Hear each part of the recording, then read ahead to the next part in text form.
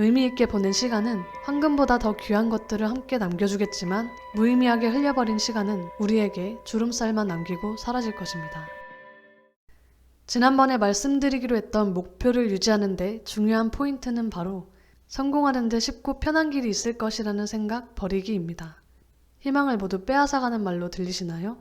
그럴 것 같아서 조금 더 이야기해 보겠습니다. 나 아닌 다른 사람이 이루는 성공은 어쩐지 쉬워 보입니다.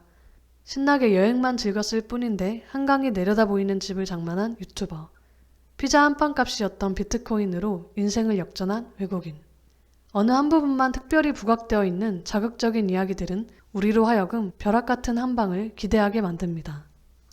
부익남에 출연하신 한 작가분께서는 이렇게 말했습니다. 요즘 내 주위 젊은 직장 동료들은 임원이 되길 꿈꾸지 않는다.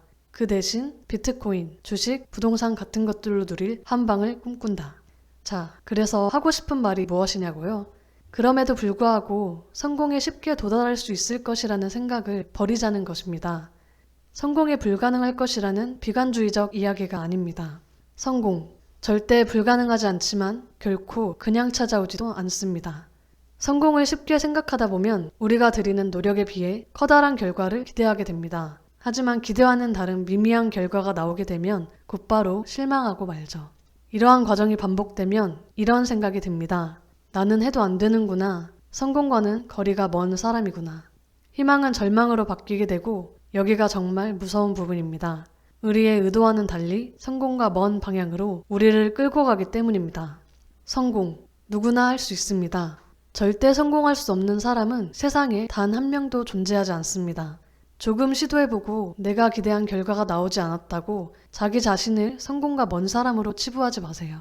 성공은 원래 어렵습니다. 물론 그렇다고 불가능한 것도 아닙니다. 성공한 사람들이 성공한 이유는 우리가 가지고 있지 않은 무언가를 지니고 있어서가 아니고 모두에게 공평하게 주어진 시간을 잘 사용했기 때문입니다. 워런 버핏이 평소에는 TV나 웹툰을 실컷 보다가 짬나는 시간에 잠깐 기업 연구를 해서 지금의 자리에 올랐을까요? 스티브 잡스가 하루 1시간 정도 창업 연구에 몰두해서 세계 최고 기업을 만들었을까요? 아무리 워런 버핏이어도 스티븐 잡스여도 하루 1시간 투자만으로는 지금의 결과를 내지 못했을 것입니다. 나는 성공할 수 없을 거야 라고 한숨 쉬기 전에 하루 1시간이라도 매일 의미 있는 것에 투자한 적이 있었는지 되돌아보세요. 성공이 정말 하고 싶다면 성공한 사람과 같이 시간을 사용해야 합니다. 단번에 그렇게 되긴 어려울 것입니다. 내가 행동할 수 있을 정도로 목표를 잘게 쪼개서 실천해 나가세요. 저는 요즘 유튜브 콘텐츠에 하루 20분 정도 할애하자는 잘게 쪼개진 다짐부터 실천해 나가고 있습니다.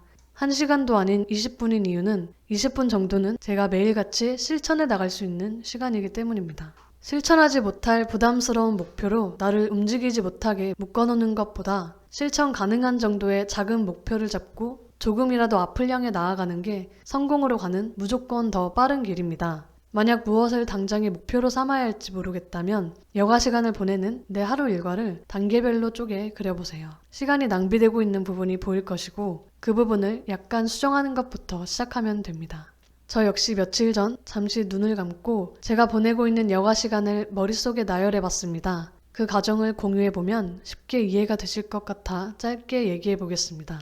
저는 오후 7시 10분쯤 귀가하여 7시 40분쯤 밥을 먹는데 이때 항상 TV를 보며 식사를 합니다. 밥을 다 먹어도 보고 있던 TV 프로가 끝나지 않으면 다 비운 밥상을 그대로 둔 채 프로 하나가 끝날 때까지 TV 앞에 앉아 있습니다. 그러다 보면 8시 반이 훌쩍 넘고 TV 프로 하나가 끝나면 OTT 여러 개를 돌아가면서 다음 영상을 틀고 그렇게 쭉 돌다 보면 10시가 훌쩍 넘어 있습니다. 10시 반쯤 겨우 안방에 들어와 침대에 누워서 핸드폰을 조금 보다가 잠에 드는 게 저의 일과였습니다. 이렇게 일과를 나열하니 밥을 다 먹은 후에 밥상에 앉아있는 습관이 가장 큰 시간 낭비를 부른다는 것이 명확해졌습니다. 그래서 이 부분에 제가 실천할 수 있을 정도의 목표를 끼워 넣기로 했습니다. 시간은 각자에게 맞게 정하시면 됩니다. 중요한 건 실천이 가능해야 한다는 것입니다.